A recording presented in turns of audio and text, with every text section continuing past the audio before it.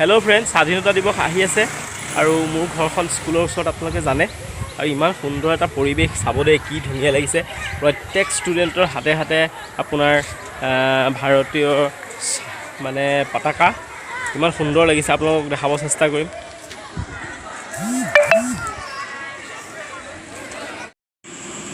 স্বাধীনতাৰ ৭৫ বছৰ হোৱাৰ কাৰণে ষ্টুডেণ্টবিলাকৰ পৰা আদি সকলো মানুহ ইমান উৎফুল্লিত। সঁচাকৈ মই ভবাই নাছিলোঁ যে ৭৫ বছৰ আমাৰ হোৱাৰ পাছত এনেকুৱা এটা পৰিৱেশ হ'ব, সাংঘাতিক ধৰণৰ। স্কুলৰ ছাৰহঁতকো অকণমান দেখাই দিছোঁ, মানে সাংঘাতিক সকলো চব আপোনাৰ ষ্টুডেণ্টৰ পৰা টিচাৰ্ছলৈকে সকলোৱে ত্ৰিৰংগা পতাকা হাতত লৈ ইমান ধুনীয়া এটা সুন্দৰ পৰিৱেশ, মানে আৰু সকলো শিক্ষাগুৰু আৰু ষ্টুডেণ্টৰ মাজত ইমান এটা সমন্বয় ঘটিছে, মানে প্ৰত্যেকটো মানে কোনো জেনেৰেশ্যন গেপছ নাই বুলি ক'ব লাগিব এই স্বাধীনতা দিৱসৰ বাবে। স্কুলৰ প্ৰধান শিক্ষয়িত্ৰী আৰু ভাইচ আছে, দুইগৰাকী লৈ পেলাই মানে প্ৰচেশ্যনটো ষ্টাৰ্ট কৰিছে। আজি আপোনাৰ 12 তাৰিখ, আচলতে 12 তাৰিখৰ পৰাই তেওঁলোকে প্ৰচেশ্যন ষ্টাৰ্ট কৰিছে, মানে এইখিনি কণ্টিনিউ কৰি থাকিব।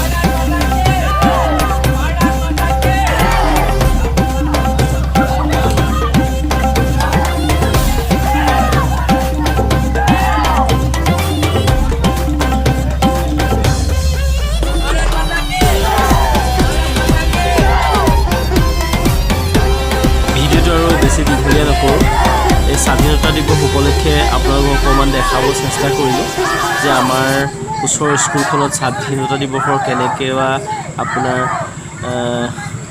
উদযাপন কৰিবলৈ কেনেকৈ লৈছে আৰু ইমান সুন্দৰকৈ লৈছে, আপোনালোকক কি ক'ম। সঁচা মই মোৰ ঘৰৰ ওচৰৰ স্কুল একদম মই মানে ফিদা, মানে এইটো দেখি পেলাই যে ইমান ধুনীয়াকৈ তেওঁলোকে পাতিবলৈ লৈছে, যা যোগাৰ কৰিছে। মানে এতিয়াতো আজি 12 তাৰিখে ন, ঠিক আছে, থেংক ইউ মোৰ ভিডিঅ' চোৱাৰ বাবে, ধন্যবাদ।